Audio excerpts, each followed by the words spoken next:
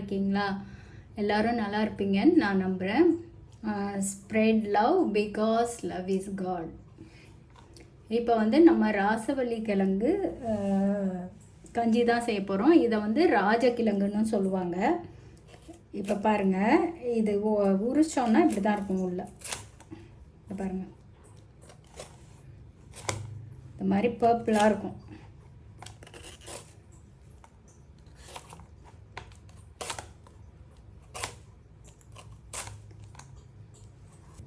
நானும் இதான் first time செய்கிறேன். எப்படி வருதுன்னு பார்க்கலாம்.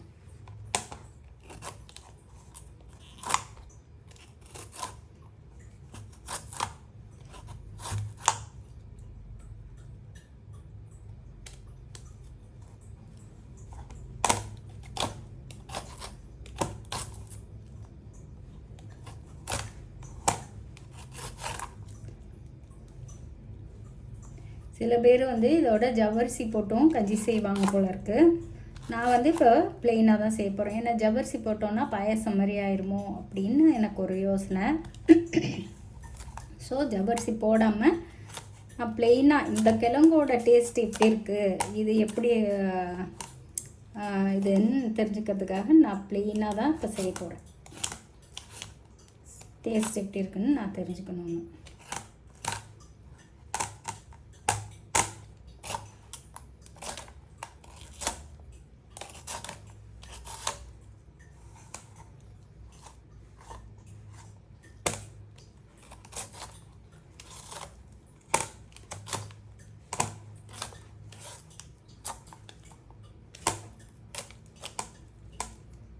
உங்களுக்கு என் வீடியோவை தொடர்ந்து பார்க்குறவங்கன்னா உங்களுக்கு தெரியும், எனக்கு டிஃப்ரெண்ட் கலர்ஸ்லாம் ரொம்ப பிடிக்கும். அதுவும் என்னோடய ஃபேவரட் கலர் பர்பிள் தான். ஸோ இந்த கிழங்கு பர்பிள் கலரில் இருக்கிறது எனக்கு ஒரே ஆசையாக இருக்குது. என்னோடய ஃபேவரட் கலரே பர்பிள். ஸோ அதிலே ஒரு ஃபுட்டா அப்படின்னு சொல்லி தான் நான் இதை வாங்கிட்டு வந்தேன்.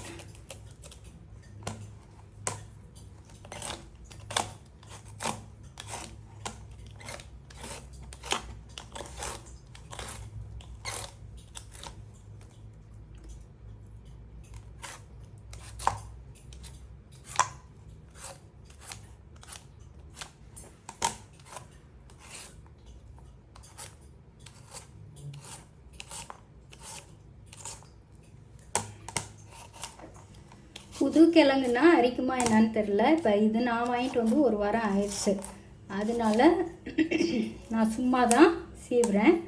சப்போஸ் நீங்கள் புதுசாக வாங்கிட்டு உடனே செய்கிறீங்க அப்படின்னா நீங்கள் கையில் கொஞ்சம் எண்ணெய் தடவிட்டு சீவுறது நல்லது. புது கிழங்கா இருக்க வாய்ப்பு இல்லை, ஏன்னா இது இங்கே இல்லை. ஆக்சுவலி இது வந்திருக்கு ஸ்ரீலங்காவிலேருந்து வந்திருக்கு.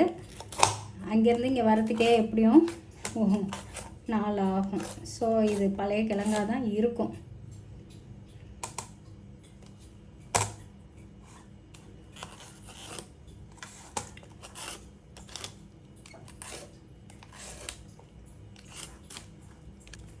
நான் இது கொஞ்சம் இடைஞ்சலாக இருக்கிறதுனால கத்தியில் கட் பண்ணிவிட்டு சீவிட்டு உங்களுக்கு காட்டுறேன்.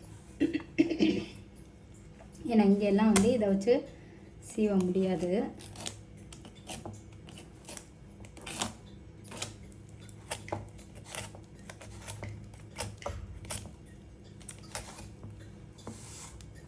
ஸோ நான் கத்தியில் மீதியை சீவிட்டு உங்களுக்கு காட்டுறேன்.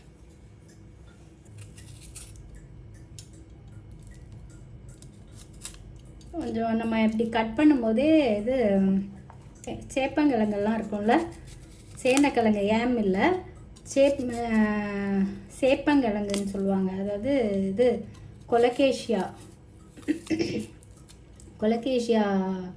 டர்னிப்போ என்னன்னு சொல்லுவாங்க. அது சேப்பங்கிழங்கு அந்த மாதிரி வலுவலுன்னு இருக்குது. கொஞ்சம் ஜென்ரலாக சொல்லுவாங்க கிழங்கு வகையில் இந்த வலுவலுப்பாக உள்ளதெல்லாம் நல்லது அப்படின்னு. நான் சேப்பங்கிழங்கும் ரொம்ப செய்கிறதில்ல.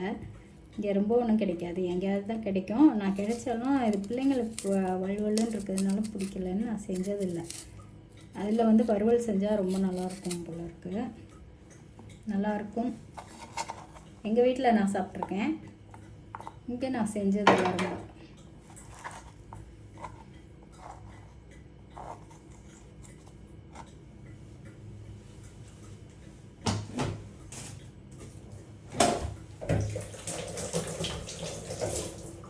குழந்தைங்களுக்கு இதை செஞ்சு கட்டாயம் கொடுத்து பாருங்கள். கலர் வந்து இது அட்ராக்ட் பண்ணும். குழந்தைங்கள்லாம் விரும்பி சாப்பிடுவாங்க. ஏன்னா இந்த கலர் பாருங்கள், பர்பிள் கலர்.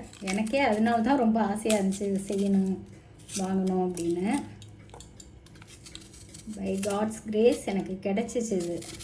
நான் தேடிக்கிட்டே இருந்தேன். இப்போ ஒரு வருஷமாக தேடிக்கிட்டு இருக்கேன். இப்போ கிடச்சிச்சு. ஸோ நான் வாங்கி அதை செய்கிறேன். நான் இதெல்லாம் எங்கே கிடைக்க போகுது அப்படின்னு நினச்சேன். எனக்கு கிடச்சிச்சு.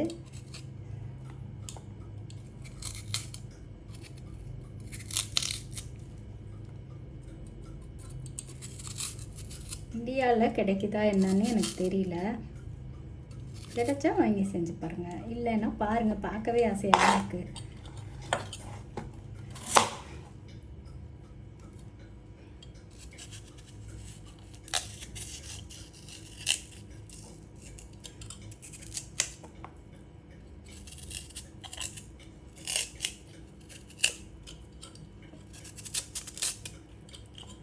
நேச்சர் வந்து எப்படி பியூட்டிஃபுல் கலர்ஸ்லாம் கொடுத்துருக்கு. நம்ம தான் இது தெரியாமல் ஆர்டிஃபிஷியல் கலர்ஸு, கெமிக்கல்ஸு இதெல்லாம் யூஸ் பண்ணிக்கிட்டு இருக்கோம்.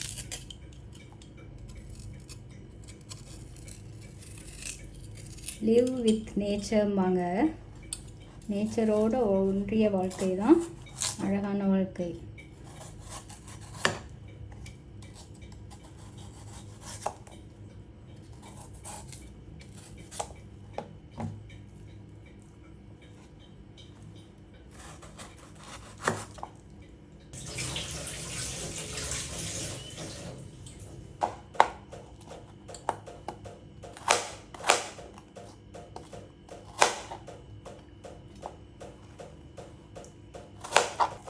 ஏன்னா கொஞ்சம் மண்ணாக இருந்துச்சு.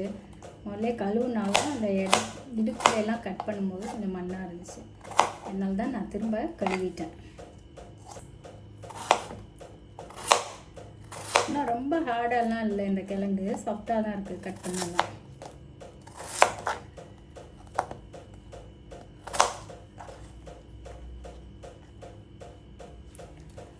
வழுக்குது ஆக்சுவலி கை.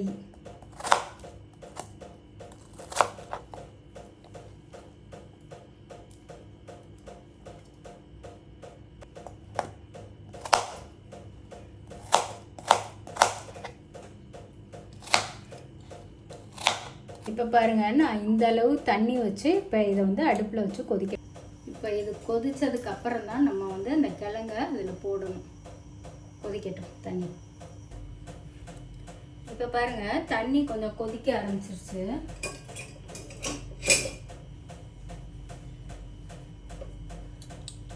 தண்ணி கொதிக்க ஆரம்பித்தோன்னா நான் இந்த இதை கிழங்க வந்து இதில் போடுறேன்.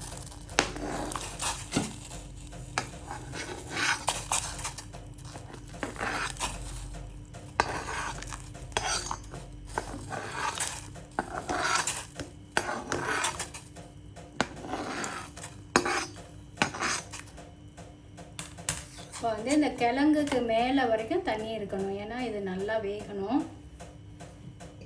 இதில் சில நேரம் நொர நொறையாக வரும். அதை நம்ம வந்து எடுத்து வேக வைக்கணும்.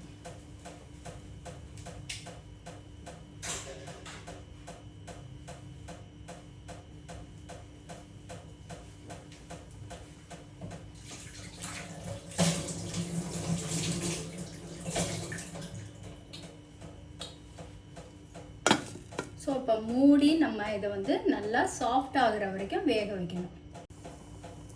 இப்போ பாருங்கள், இது வந்து வெந்து பொங்கி வருது. ஸோ நம்ம வந்து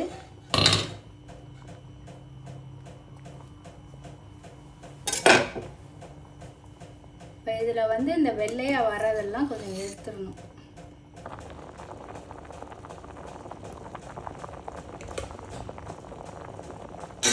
நான் முதல்ல சொன்ன மாதிரி இங்கே பாருங்கள், இங்கே மேலே நுரையாக வரணும். அந்த நுரையை நம்ம வந்து எடுத்துடணும்.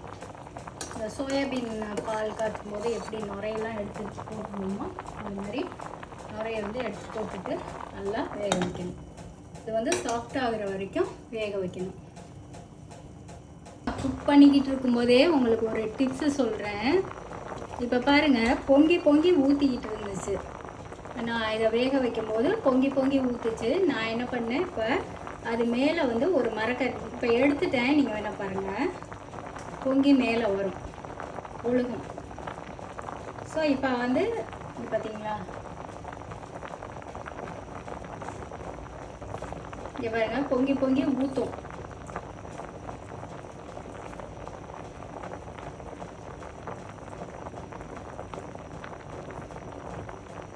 ஊற்றப்போம். அதே இது இப்போ நம்ம இந்த மாதிரி ஏதாவது வேக வைக்கும் போது ஜவ்வரிசி அதெல்லாமே பொங்கி பொங்கி வரும். இந்த மாதிரி இதெல்லாம் வேக வைக்கும் போது இந்த மாதிரி ஒரு மரக்கரண்டியை மேலே வச்சுட்டோம்னா இப்போ எவ்வளோ இது பண்ணாலும் பொங்கி கீழே ஊற்றாது. பொங்கி மேலே வரைக்கும் வரும், ஆனால் கீழே ஊற்றாது. இது வந்து ஒரு டிப்ஸு.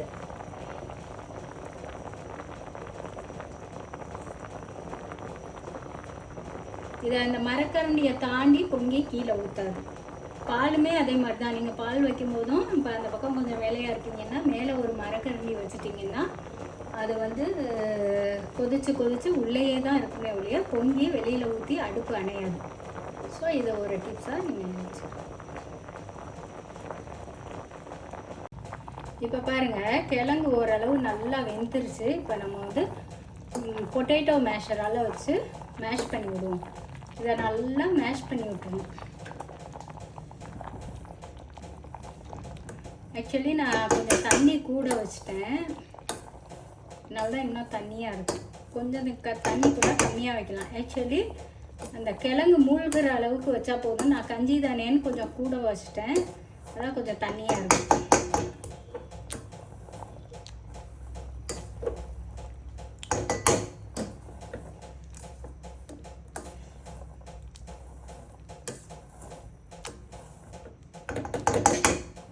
இப்போ வந்து இதில் சுகர் நான் 1/3 கப் போடுறேன்.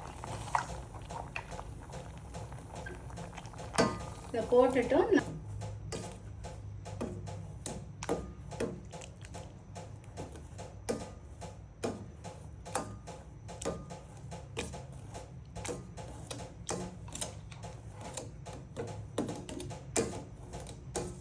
இனிப்பு நார்மலாக வேணுங்கிறவங்க 1/2 கப் போடுங்க. சுகர் கூட வேணுங்கிறவங்க 1/2 கப் கூட போடலாம்.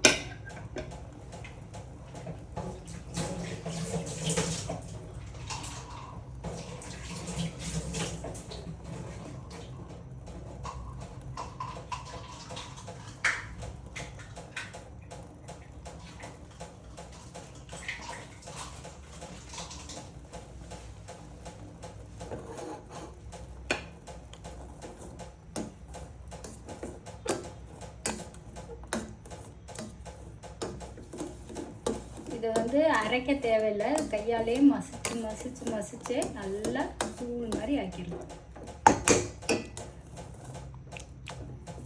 இப்போ இது சுகர் போட்டு இது பண்ணதுக்கப்புறம் இதில் தேங்காய் பால்.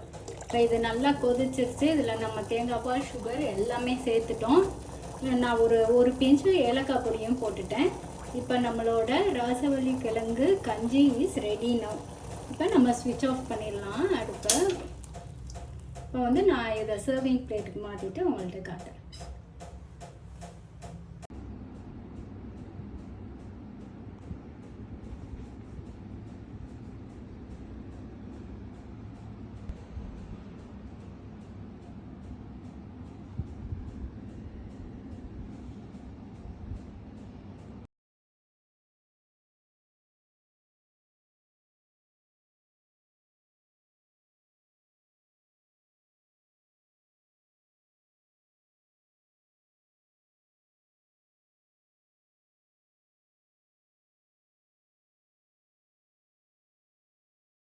இப்போ இதில் நான் கொஞ்சம் சாப்பிட்டு பார்த்து எப்படி இருக்குன்னு சொல்கிறேன்.